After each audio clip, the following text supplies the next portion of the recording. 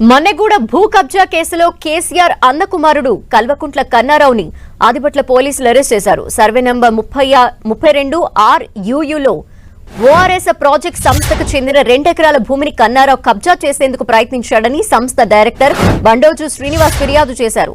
ఈ కేసులో అరెస్టుకు ముందే కన్నారావు ముందస్తు బెయిల్ కోసం 2 సార్లు చేసిన ప్రయత్నాలను హైకోర్టు తిరస్కరించింది. పోలీసులు కన్నారావుతో పాటు మరో 38 మంది మీద కేసులు నమోదు చేశారు. మార్చి 3న కన్నారావుతో పాటు మరికొంతమంది వ్యక్తులు జేసీబీతో తమ కంపెనీ ఫెన్సింగ్ తొలగించి హద్దురాళ్లు పాతారని, భూమి చుట్టూ ఉన్న ప్రీ కాస్ట్ వాల్ ని కూల్చేశారని బండోజు శ్రీనివాస్ ఫిర్యాదులో తెలిపారు. మరోవైపు తన మీద నాన్ బెయిలబుల్ సెక్షన్ల కింద కేసులు నమోదు చేశారని, సుప్రీంకోర్టులో తప్పకుండా బెయిల్ వస్తుందని కన్నారావు తెలిపారు. పోలీసులు తనను అరెస్ట్ చేయలేదని, ఆదిపట్ల పోలీసులకు సమాచారం ఇచ్చి లొంగిపోయినట్టు కన్నారావు తెలిపారు.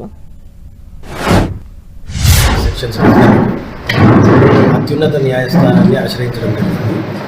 అక్కడ ఈ సెక్షన్స్కు యాంటిసిపేటరీ లభించనందున ఈరోజు మార్నింగ్ రాజు గారికి సిఐ రావేంద్ర రెడ్డి గారికి నేను ఫోన్ చేయడం జరిగింది. పలానా ప్లేస్ ఉందని వాళ్ళకి సరెండర్ కావడం జరిగింది. ఖచ్చితంగా బెయిల్ వస్తుంది.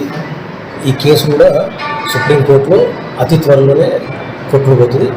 దయచేసి కొట్టేసిన కేసును కూడా మీరు న్యాయంగా అది కూడా ప్రచారం చేయాలి.